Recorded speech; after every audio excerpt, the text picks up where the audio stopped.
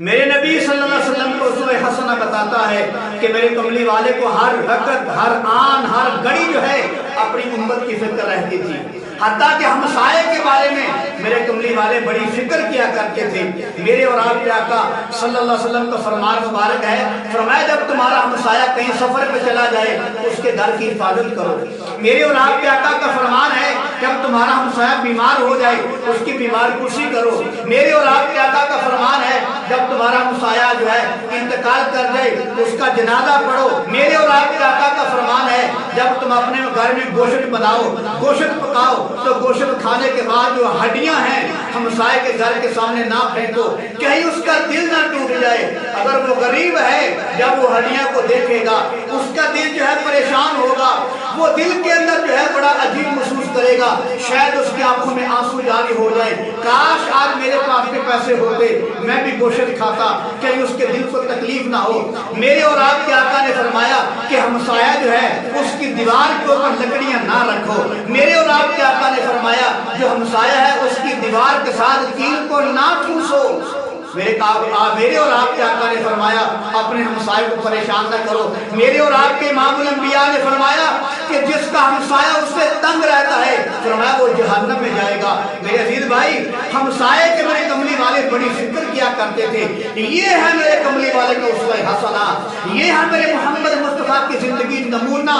میرے اور آپ کے آقا فرماتے ہیں ہمسائے کے حقوق کے بارے میں جبرائیل میرے پاس اتنی بار آئے، بار آئے، حتیٰ کہ میں ڈرنے لگا کہیں وراثت کے اندر بھی ہمسائے کا حق نہ رکھ دیا جائے، اتنا حق ہے ہمسائے کا۔ تو میرے عزیز بھائی، آج میں آپ کو ہمسائوں کے حق کے بارے میں بڑا پیارا واقعہ سنانے والا ہوں، توجہ فرمائیں۔ امی عائشہ صدیقہ فرماتی ہیں رضی اللہ تعالی عنہ، فرماتی ہیں کہ ایک مرتبہ میں گھر میں گوشت بنا رہی تھی، بھون کر، بالکل سکا تو نہ گوشت، بھون کر گوشت بنا رہی تھی، اور امی عائشہ صدیقہ فرماتی ہیں کہ میں نے اپنے محبوب سے فرمایا، امام الانبیاء سے فرمایا، رحمت کائنات سے عرض کیا یا رسول اللہ صلی اللہ علیہ وسلم آج میں بھون کر گوشت بنا رہی ہوں، کھاؤ گے تو بڑا مزہ آئے گا، آج تو مزہ آ جائے گا، میں بھون کر گوشت تیار کر رہی ہوں۔ جب میرے کملی والے نے یہ بات سنی اپنے چارپائی سے اٹھے، نلکے کے قریب گئے، جگ بھرا پانی کا اور ہنڈیا کے اندر ڈال دیا۔ امی عائشہ صدیقہ کہتی ہیں یا رسول اللہ فدا کر دیو امی، آج تو میں بھون کر گوشت بنا رہی تھی، آپ کھائیں گے تو مزہ آ جائے گا، آپ کو پتہ چلے گا کہ آج میں نے گوشت پکایا ہے۔ کہ میرے کملی والے فرمایا عائشہ تجھے میرے اکیلے کی فکر ہے، مجھے پورے محلے کی فکر ہے۔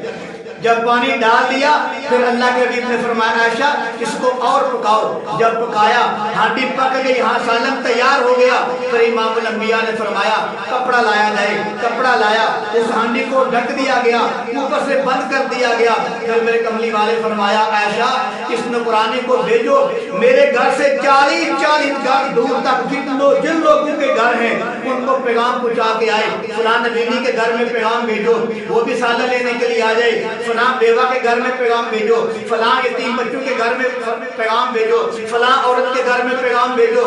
سب کے گھر میں میرے پاس پیغمبر نے پیغام بھیج دیے، یتیم بھی آ گئے، بیوہ بھی آ گئی، نبینے لوگ بھی آ گئے، سارے میرے کملی والے کے دروازے پہ آ کر اکٹھے ہو گئے۔ میرے کملی والے ایک ایک آدمی کو سالن دیتے جا رہے ہیں۔ امی عائشہ صدیقہ فرماتی ہیں وہ جو میں نے بھون کر گوشت بنایا تھا اس کے اندر جو کملی والے نے پانی ڈال دیا تھا سارے محلے والے کو کھانا تقسیم کر دیا، حتیٰ کہ گھر میں کچھ نہ رہا، سارا سالن جو ہے یتیموں کو، بیواؤں کو اور مزدور لوگوں کو تقسیم کر دیا۔ فرمایا عائشہ تجھے میری فکر ہے، مجھے اپنی پوری امت کی فکر ہے۔